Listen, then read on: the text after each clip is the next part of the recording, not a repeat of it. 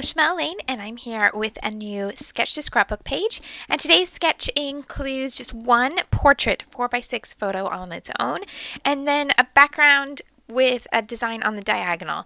So the idea of several different pattern papers separated by either small strips of pattern paper or border stickers, washi tape, ribbon, anything else that you might use to divide the sections.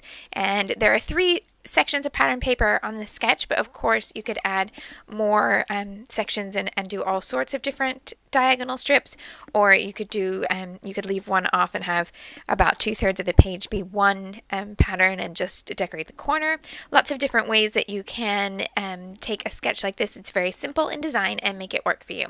Today I'm going to be using papers from my February product picks for Best of Both Worlds, and I'm using these 2 sheets to start with. This green polka dot, which is from Dear Lizzie 5th and Frolic, and this teal and navy blue print that also has a little bit of that same green shade going through it, just in a tiny little bit, and that's by Studio Calico, and the other side has this green diamond print.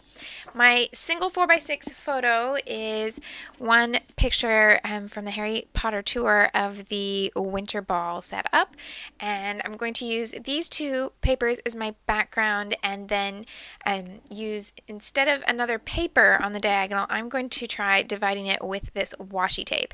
The washi tape is a different color than what I'm using here. It's a gray stripe, so I'm going to give it a try, and if I decide that the washi tape is not the best color match, then I might swap it out for something else. But that's my plan of action today. Now there are a couple different ways I could do this structurally. I could use one of these sheets as a whole 12x12 and cut the 2 corner pieces from that piece. That's probably the easiest way to do it. Just cut 2 large triangles from one pattern paper and layer them over the top of another. However, I really want to be able to use a little bit more of both of these patterns, so I don't want to use either of them as the full 12x12, and that means I need to make a little compromise. What I'm going to do is just take a sheet of plain cardstock that's going to go at the back, and it's going to be entirely covered up. So it doesn't even really matter what color it is. And I'm just going to take the top sheet from my stack, and this is one that had been a bit damaged from my own silliness of trying to put too many sheets on the paper rack at the same time. So I'm going to use this yellow as the background, but it's going to be entirely covered by pattern paper.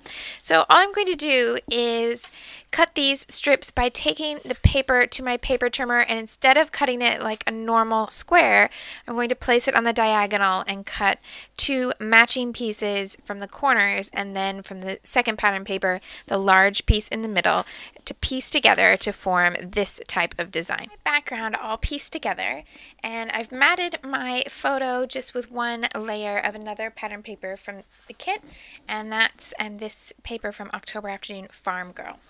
And that way I still have these corner pieces from the Dear Lizzie paper, so I can use these on another page on either side. I've just been able to save that little bit because I like this pattern. I wanted to be able to maybe use it in some smaller pieces elsewhere. Now I'm going to try that washi tape on the edges here, and let's see how it looks all together. So I'm just going to run that following that edge, and then I'll wrap the extra over to the back of the layout for a clean edge along the side. If you're somebody that has some washi tape but you've not been using it because you don't like that the messy torn tape look at the edges, then look for sketches and designs where you can wrap it around the edge of some element, and then you'll get a much cleaner piece, much like a border sticker. I tend to think of some tapes as border stickers that don't run out, and that tends to be a little bit helpful. So then my photo is going to go in this quadrant here. I'll go ahead and add that. Now I know what embellishment I'm going to use here, so I just want to have a look so that I can make sure I have enough space, because in the sketch I'm pretty fair on the spacing in terms of the sketch, but these embellishments are quite small. I wanted to use some large snowflakes as my embellishments, and that means I need a little bit more room on this side. I want this space to be square, so if I'm moving it in one direction, I'm going to need to do that on the other side as well. Then I'm going to get teal on teal here, and I did prefer it on the navy. So maybe I'll make it then, I'll bring it in far enough that it's purposely not square. So it's obviously wider here than here. And I'll place it there. And then I'm going to go to the other papers in my kit to punch some snowflakes. And I had this paper in mind because I like the idea of using various book prints throughout my Harry Potter tour pages.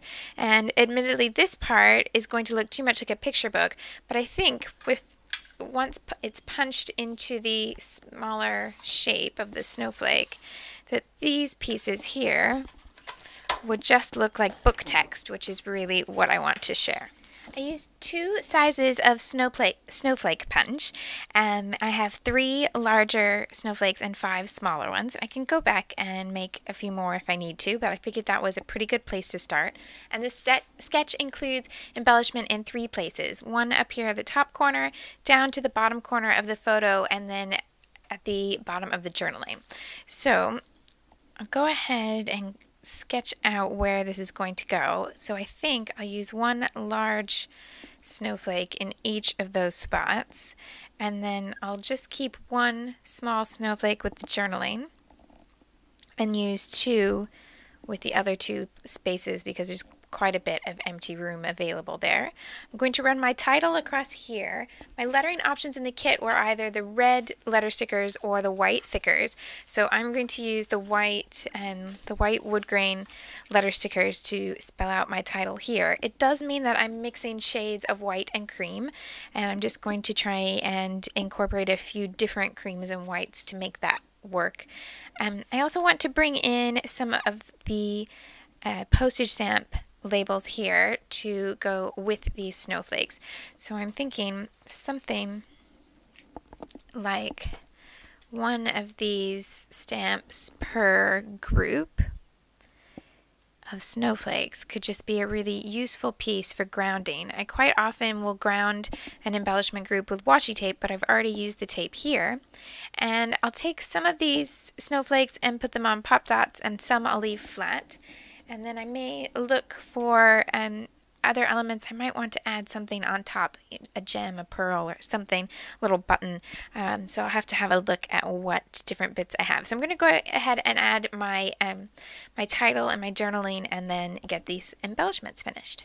Putting most of the page together to this point was really, really simple. I added my title and my writing and added all those snowflakes. I just went through in my basket where I keep things like pearls and rhinestones and enamel dots, and picked out a few different pieces, some turquoise gems and some gray enamel dots to put in the center of the snowflake. So those elements are not from the kit, but just some basic supplies that you might have on hand. But if you didn't have something like that, you could always use a smaller circle punch and punch small pieces to go in the middle. I just like having a little detail in the center of those shapes. Now, I did end up with a few little problems or little challenges that I wanted to address before I call the layout finished.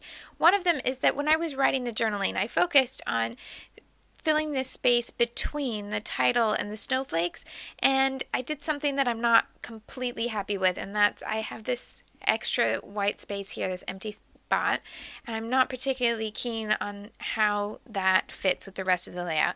I love that there's this big expanse of the polka dot, but here it's just a little bit too trapped. It's a little blocky. So I went to the other elements in the kit and decided I could use part of this box here that's a chevron print and cut it to size and use it on its side so that it's a little bit like an arrow, and it will naturally bring your eye across from the photo to the journaling. So I'm just going to tuck that underneath the photo mat here so that it's below the title and pointing in toward that writing. And then I can put those layers down back on top. And I probably need a little something here to make that work. So maybe I'll add in one more snowflake there or something like that. But that helps me a lot, and I just need to add a little finishing touch on top of it to make it balance with everything else. The other thing is that every page in my Harry Potter album has the initials HP somewhere on the layout. And the white thickers, I thought, it would be a little too confusing to have the title and that lettering in the same style. So I went to the other option of lettering I had, which is the red, but I don't want it in red. I haven't brought red into this layout, and I'd rather keep it that way. So here's a little trick for taking letter stickers and turning them into something a little different. So I've taken my two letters and I've just put them on a sheet where they're not next to all the other thickers, so that I don't have to be quite so careful with my glue and things. So this was just a sheet of pop dots that only has a few left. And I'm going to make them turquoise glitter letters. So with a little bit of glue and a paintbrush, I'm just going to paint over the top of the letters. And there's all sorts of different ways you can do this. You can do it with glue and glitter. You can do it with an embossing ink pad and embossing powders or glitter embossing powders, anything like that. And if you're a dab hand with scissors or a craft knife, then you can add another layer of adhesive like double-sided tape on the top if you prefer tapes to wet glues. This is a glue that dries very quickly, and so it's what is it called? It's called a well bond glue. There you go.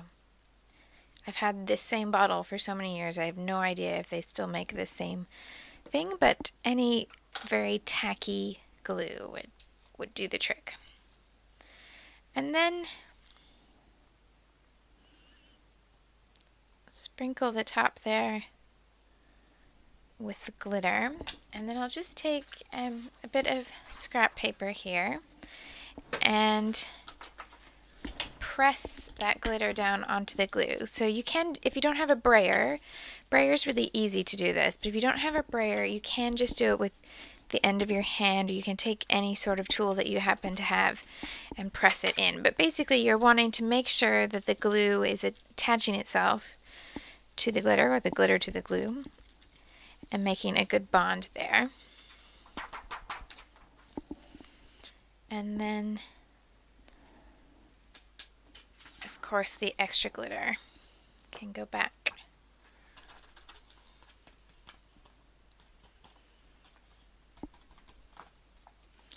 And amongst all this, because of course there's plenty of glue that's also on that backing paper, but amongst that I now have a very sparkly P and a very sparkly H.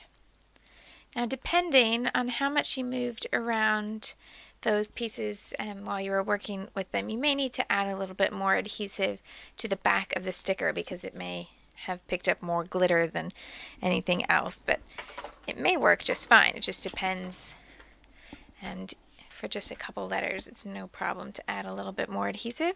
So I added one of those wood veneer tabs. These are pretty sticky, but I'm just going to add a little bit extra just to make sure. Now this is the type of glitter project where there will be glitter that comes off of the letters as you're working. If that bothers you, then this is not the type of embellishment that you want to try. But trust me, at this point there is glitter everywhere in my world, and it really doesn't bother me. So I do try and shake off any that's really not attached, and the step with the brayer really does help with that. But now, instead of red letter stickers, I have very sparkly turquoise letters. And with a clean and dry paintbrush, not this one that I just used, you can go back in and brush off any of the loose bits of glitter that get in the way. So I just then have a few little spots to fill, and that includes maybe adding a little something here and filling in my label sticker at the bottom. By the way, when I made these little groupings of the snowflakes, I did bring in a little bit of green to the two larger groups because I felt they were a little bit isolated. So it's just the back of this pattern paper, the other piece that I had left, and I just cut 2 little boxes from it. And I did use 2 of those postage stamp stickers, but they are quite covered up. I like it as a small detail, and it brings in the blue from the pattern paper, but if it was a step that you wanted it to be a bit cleaner and simpler, I would leave out the postage stamp, and that's easy enough. Here's my finished version. I just added another snowflake and a few little enamel dots and gems and filled in my label, and I'll call it finished at this point. Now I've kept it really simple and very direct from the sketch. I've really not changed much at all, just that little centerpiece here is really the only big difference that I made. And there's a second version which has a very different look that you can have a look at. It's by Paige Evans, and it's on my blog. If you follow the link below this video, will take you directly to the post so you can see the 2 layouts side by side and get a copy of this sketch that you can print out and sketch along with this. I'd love for you to share what you make, and I wish you a very much happy scrapping. Thanks for watching.